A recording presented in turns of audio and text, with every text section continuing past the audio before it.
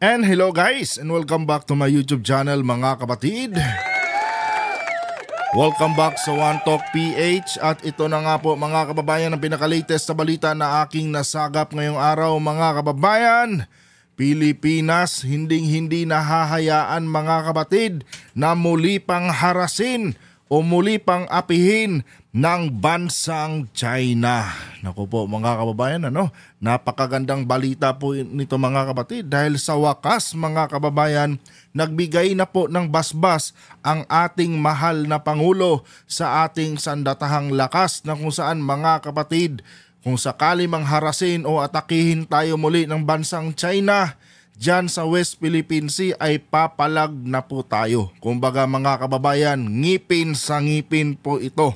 Ayon dito sa sinabi ni General Browner. Pero bago tayo magpatuloy mga kababayan, huwag kalimutang mag-subscribe at pakilike ang ating video para i-share pa ni YouTube sa iba pang hindi pa nakakapanood. Ito guys, panoorin muna natin ang balitang ito bago tayo magbigay ng ating mga personal na opinion at reaksyon.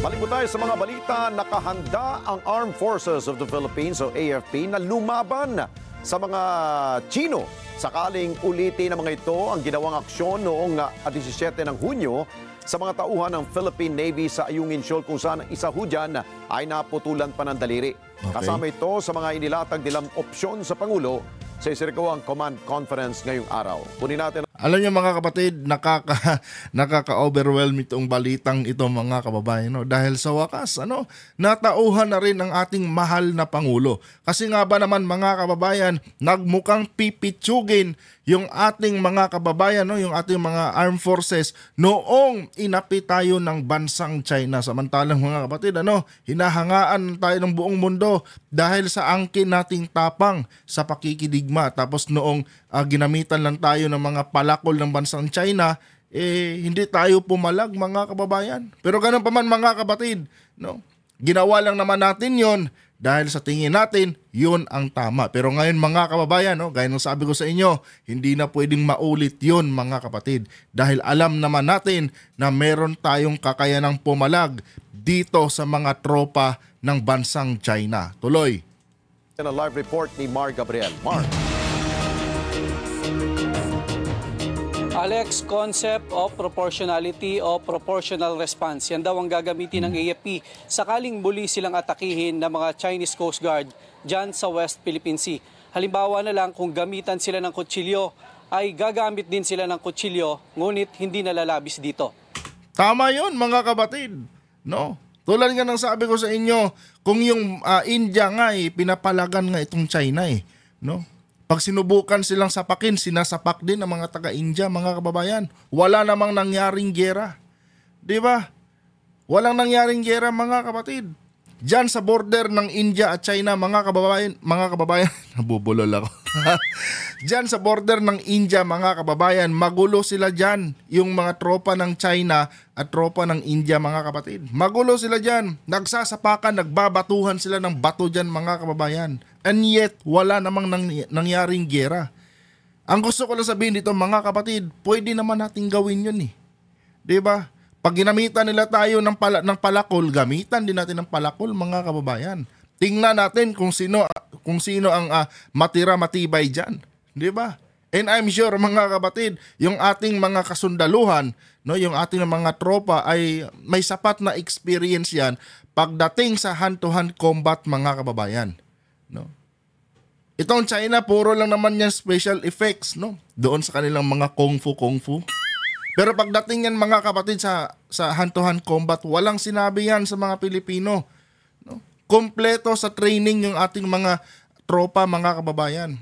Kaya walang rason para hindi sila makalaban dyan sa mga tropa ng China. Diba? Dyan tayo magaling mga kapatid. Pagdating sa mga combat skills, napakagaling ng Pilipino. Lalo na yung ating sandatahang lakas.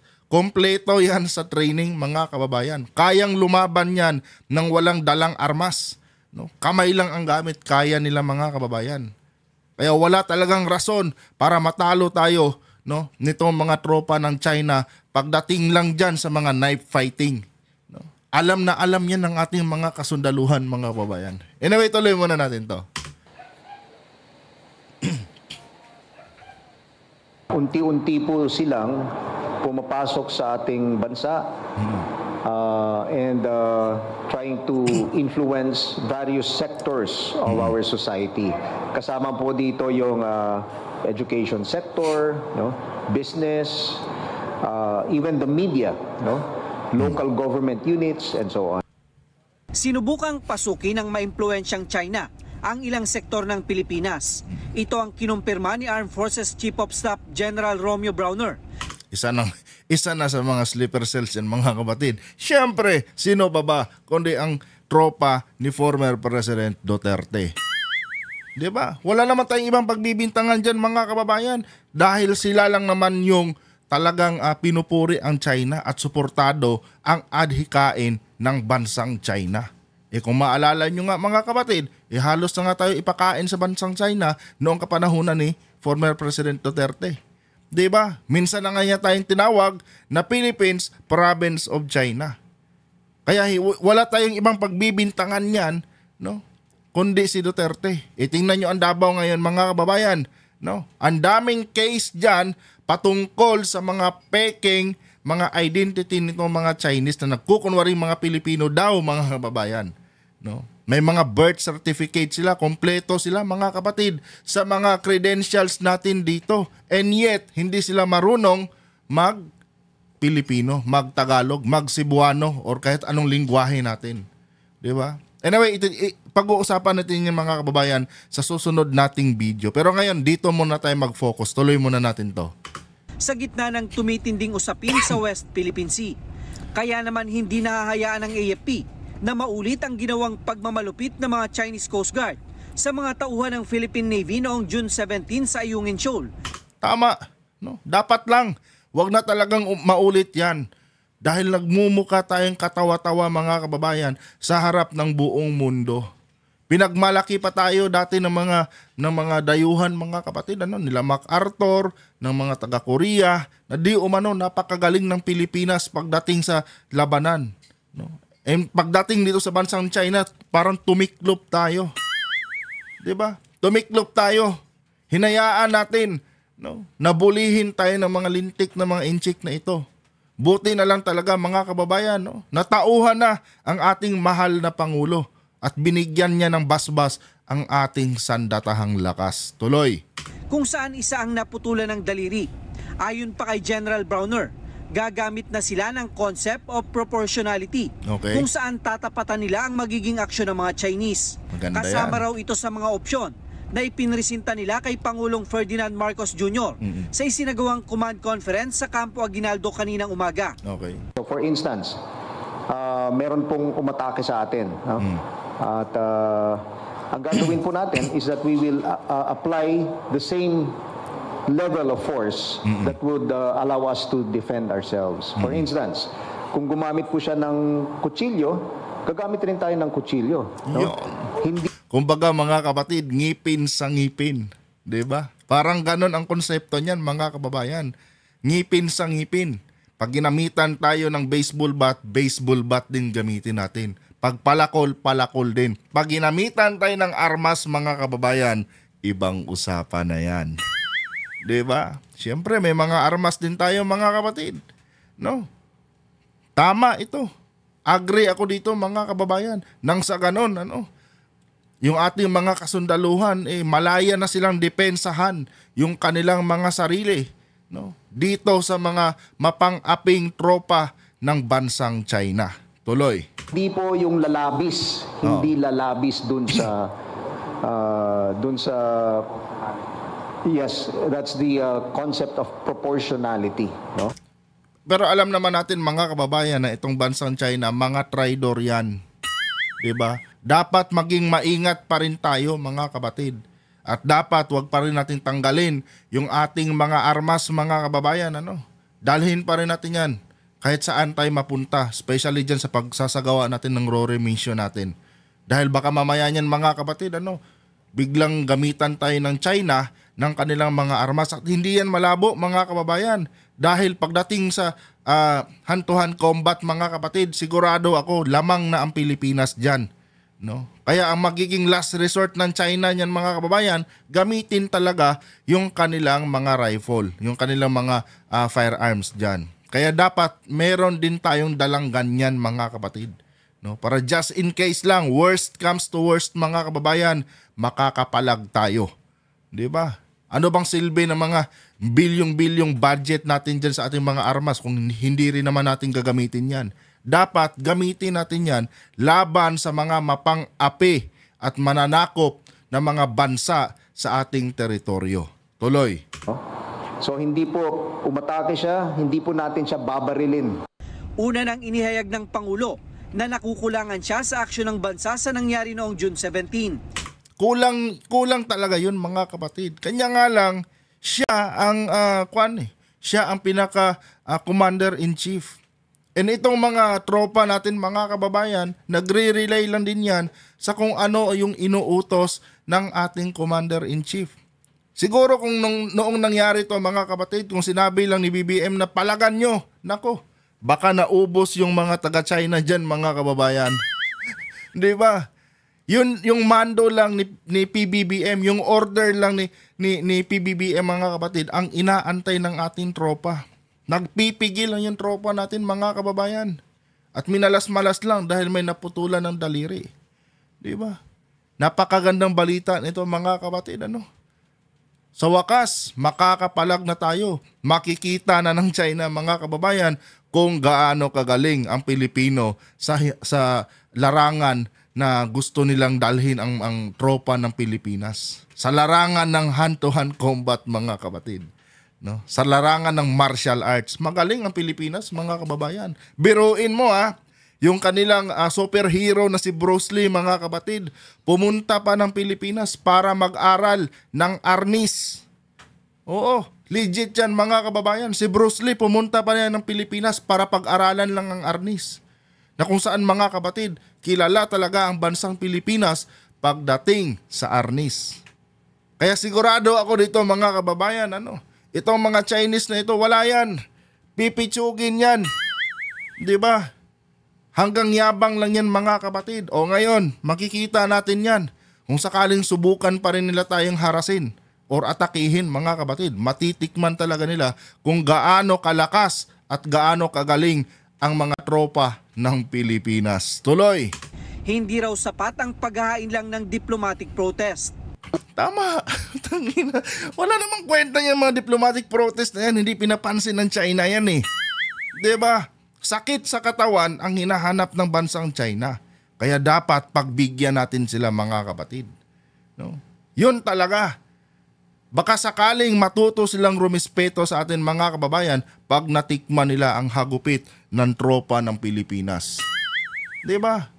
Hanggat hindi natin yan pinapatikim mga kapatid, ng ating galing, sa pakikipaglaban, hindi yan matututong rumispeto mga kababayan. Hindi yan matututong rumispeto. Kailangan talaga bigyan ng leksyon yung mga lintik na yan mga kapatid nang matuto silang rumispeto at hindi nila tayo babasta-bastahin. Tuloy.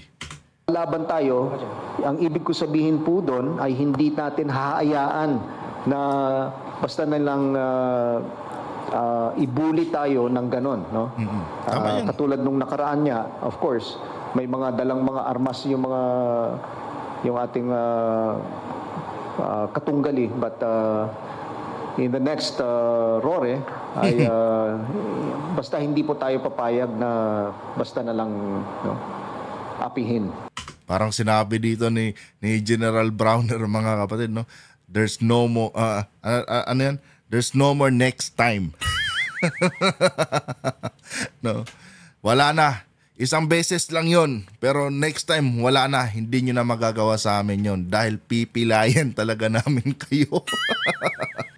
Diba? Wag lang silang gumamit ng armas mga kababayan. Okay lang, gamitan nila tayo ng mga palakol-palakol na yun, walang problema dahil magaling tayo dyan. At yung mga, gaya na sabi ko sa inyo, itong mga tropa natin mga kapatid, kumpleto yan sa training. Hindi bibitawan yan sa field kung walang training yan. Bago yan mag-graduate mga kababayan, alam na ng mga yan kung paano makipaghantuhan combat, mga kapatid. No? Maliban na lang kung gagamit ang China, kasi mandaraya talaga itong China, mga kababayan, ano? Mandaraya at traidor pa. No? Maliban na lang kung gumamit sila ng armas, ibang usapan na yon. No? Pero hindi nila basa-basa pwedeng gawin yan, mga kapatid. Alam niyo kung bakit? Once na nagpaputok sila ng armas sa Pilipinas, ibig sabihin yan, mga kababayan, gusto nila ng gera. Totoo yun. Gusto nila ng gera, mga kapatid. At yan yung iniiwasan talaga ng China. Isa yan sa rason, mga kababayan, kung bakit talagang sinasagad nila ang pasensya natin.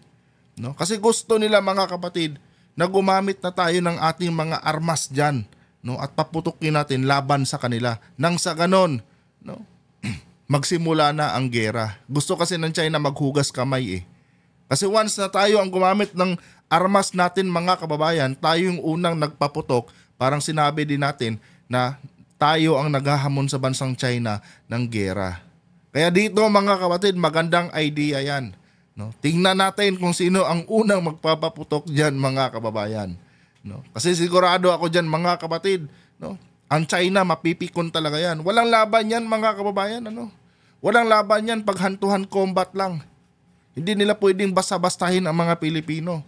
Although may mga training naman yan sila, pero hindi sila ganun kagaling, mga kapatid. No? Hindi sila hindi sila ganun kagaling sa disarming, no? Sa knife fighting, wala silang ganun, mga kababayan. Ang Pilipinas, itong mga army ng Pilipinas, no? Yan yung isa sa mga pinag-aralan nila noong nagtitraining sila maging army ng bansang Pilipinas, mga kapatid. Noong magsundalo sila, kinompleto sila sa ganyan training. Busog na busog yan. Siksik, liglig at umaapaw yung mga kaalaman yan, mga kababayan, pagdating, no, sa hantuhan combat. Tuloy. Sumulat na rin daw si General Browner sa Department of National Defense at sa Department of Foreign Affairs para ipaabot sa China ang kanilang demand na ibalik ang 7 baril na kinuha ng mga Chinese Coast Guard. Okay. Pinababayaran din daw nila ang mga sinirang kagamitan, kasama na ang 2 rigid hull inflatable boat o RIB. Demanding that China pay 60 million pesos for the damage that they caused during that hindi pa kasama doon, hindi pa kasama doon. But we are also looking into the possibility of charging them with the cost of restructuring the hand of CSN-1 Facundo, kasi mag-operahan po siya operahan para bumalik yung function ng kanyang kamay. Alam niyo, mga kababayan, kung dito sa sinasabi ni General Browner na sisingilin natin ng China ng 60 million, I don't think so, mga kapatid, kung magbabayad yung mga taga-China. Pero may isang paraan dyan, mga kababayan, na pwede natin silang masingil. Since na may utang si Digong sa bansang China, kasi noong kapanahunan ni Duterte, mga kapatid, no, talagang pinuno niya sa utang sa China ang Pilipinas. No? Pwede nating ibawas yan doon. No? Pwede nating i-offset yan doon, mga kababayan, sa existing loans natin sa bansang China. 'Di ba? Nang sa ganun, mga kababayan, mabayaran ng China yung damage na ginawa nila sa ating mga tropa dyan sa West Philippine Sea. Especially doon, mga kapatid, no, sa isang sundalo. No? Dapat magbayad ang China doon. No? Kasi naputulan ng daliri yun. Kahit magdasal pa sila sa kanilang Buddha, mga kababayan, sa kanilang bobong Buddha dyan, hindi na maibabalik yung daliri ng ating tropa dyan na naputulan ng daliri, mga kapatid. No? Kahit umiyak pa sila ng dugo, mga kababayan, sa kanilang putang inang Buddha na yan, no? Hindi maibabalik, mga kapatid, yung daliring naputol, no, sa ating tropa. Kaya ang magandang gawin dyan, mga kababayan, para mabayaran ng China yan, i-offset natin doon sa existing loan ng Pilipinas sa bansang China. Para quits na. Diba? Yan yung pinakamagandang gawin dyan. Kasi kung sisingilin natin sila ng diretso, mga kapatid, hindi magbabayad yan. No? Mga mandurugas yung mga inchik na yan eh. Walang paraan, mga kababayan, na masingil mo sila ng ganyan. Maliban na lang, mga kapatid, kung i-offset nga natin yung damage, no, dito sa ating existing loan sa bansang China. Yan lang po ang pinaka-wise na idea na pwedeng gawin ng Pilipinas, mga kababayan, para makapagbayad itong China sa atin. Tuloy. Tama rin sa ipinresinta ng AFP sa Pangulo ang kampanya para labanan ng disinformation sa West Philippine Sea. Okay. Partikular na rito ang Communication Plan Mulat. Kailangan mamulat po tayo lahat, magising tayong lahat dun sa nangyayari sa ating bansa. Kung tutuusin, mga kapatid, isa sa nag-i-spread ng mga disinformation dito sa Pilipinas, itong mga Duterte vloggers, no? Yung mga Duterte vloggers, lahat sila, mga kababayan, pati SMNI, no? Yung teroristang media na SMNI, mga kapatid, sila yan ang nagdi-disinform, no? Sila yung mga nagpapakalat ng fake news patungkol dyan sa may West Philippine Sea. Biruin mo nung nakaraang live ko, mga kababayan, meron pang nagtanong sa akin kung saan daw makikita sa mapa yung West Philippine Sea. Di ba? At ang nagpakalat yan, mga kapatid, sila Sas Rugando Sasot, mga kababayan. Sila yan. Tsaka yung isang babae na vlogger na sinabihan ni Marcoleta na fake news vlogger. No, sila nagpakalat yan, mga kababayan. Kaya dapat panagutin ng gobyerno yan sila, Sas. Kasi sa kanila galing yan. Tingnan nyo sa live nila sa Surugando, mga kababayan. No, pinapangalandakan nila yan. No, nawala naman talaga daw sa mapa ang West Philippine Sea. No, wala daw makikita sa mapa na West Philippine Sea, maging si Vic Rodriguez, mga kapatid, na isang abogado. No, anong sabi ni Vic Rodriguez? Tumingin ka nga sa mapa, sa navigation map, kung may West Philippine Sea ka bang makikita. Diba? Sila, yung mga Duterte group, mga kababayan, ang nagpapakalat ng fake news dito sa Pilipinas. Kaya dapat yan silang kasuhan. No? Kasi nililinlang nila ang taong bayan sa kung ano ang katotohanan, mga kapatid, patungkol dyan sa may West Philippine Sea. Idagdag nyo na yung sinabi ni Duterte dati, no? Na parang basura lang di umano yung papel na hawak natin na nagpapatunay na tayo ang nanalo sa kaso versus dito sa bansang China patungkol dyan sa may West Philippine Sea. Diba? Dapat aksyonan ng gobyerno yan at sila dapat ang singilin yan. Kasi sila yung nagiging sleeper cells dito ng bansang China. Tuloy. Internally. So, in the West Philippine Sea, we have launched our new campaign plan, communication plan called Mulat. At ang pinaka-mensahe po natin ay nakasulat dito. No? Okay. The West Philippine Sea, these are our seas, our rights, and our future. Na hopefully ay ma-adapt po ng ating mga kababayan. Okay. No? Ang West Philippine Sea ay ating karagatan, ating karapatan, at ang ating kinabukasan.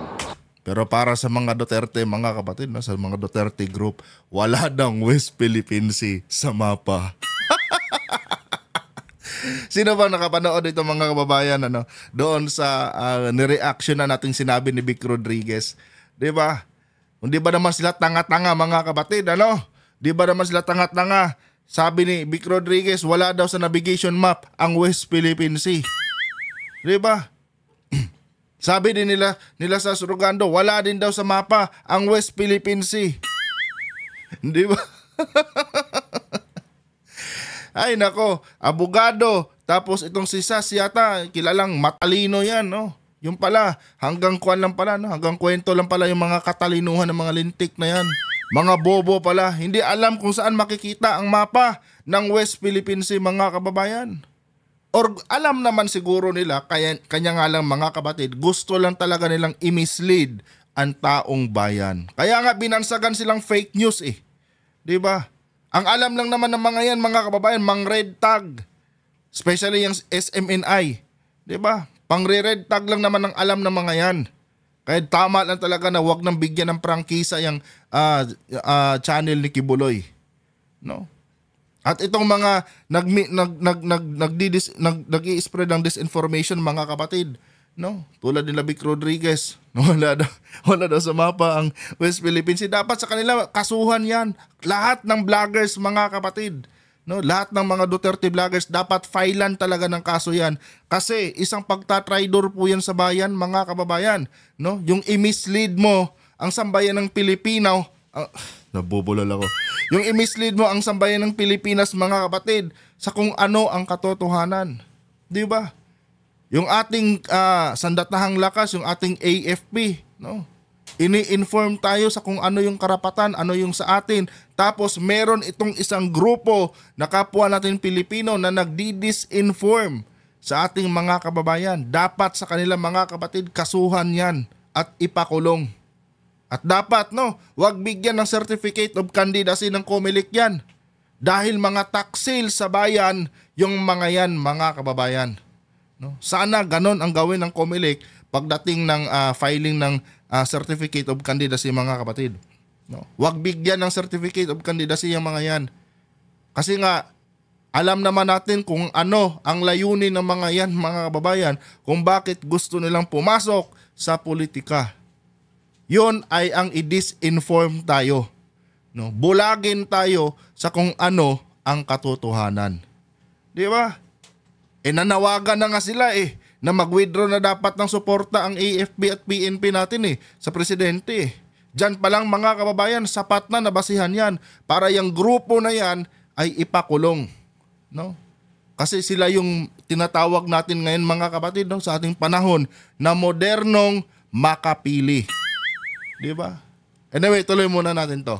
So, hindi lamang po yung ginagawa natin ay para sa ngayon lamang, but we are also doing this for the future generations of Filipinos. Alex, welcome naman daw sa AFP yung kasalukuyang bilateral meeting sa pagitan ng DFA at ng China kung saan kasamang pinag-uusapan nga itong de-escalation sa West Philippine Sea. Okay. Patuloy naman daw na sumusunod sa international law ang Pilipinas at umaasa rin sila na gagawin din ito ng China. O ako lang, mga kababayan, ibasura na nila yung yung usapan na yan. Kasi nga, mga kapatid, itong China, ayaw naman nila ng katahimikan. Gusto nila ng gulo. Biruin mo, nakipag-alyansa pa sila sa bansang sa bansang Russia.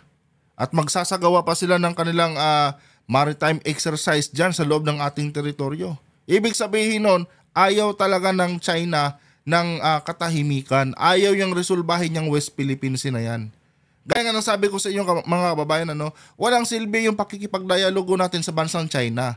Dahil yung mga yan, mga kapatid, ayaw nilang makipagdialogo ng, alam mo yun, yung pakinggan yung bawat partido. No? Ang gusto nila, terms and condition lang nila ang papakinggan natin. Ayaw nilang makinig sa kung ano yung imumungkahi natin. No? Kasi para sa bansang China, mga kababayan, para lang tayong tae. No? Para lang tayong tae, mga kapatid. Kaya yung mga ganyan-ganyan na yan, wag na yan. Diba? Gawin na lang natin kung ano yung nararapat, no, para maproteksyonan yung ating mga teritoryo. Yun lang po, mga kapatid, ang aking masasuggest dyan. Anyway, mga kababayan, hanggang dito lang tong video na ito. Kung nagustuhan nyo po ang ating content ngayon, huwag kalimutang mag-subscribe at pakilike ang ating video, mga kapatid. At comment na rin kayo dyan, mga kababayan, no, sa inyong mga opinion. Hanggang dito na lang. Adios.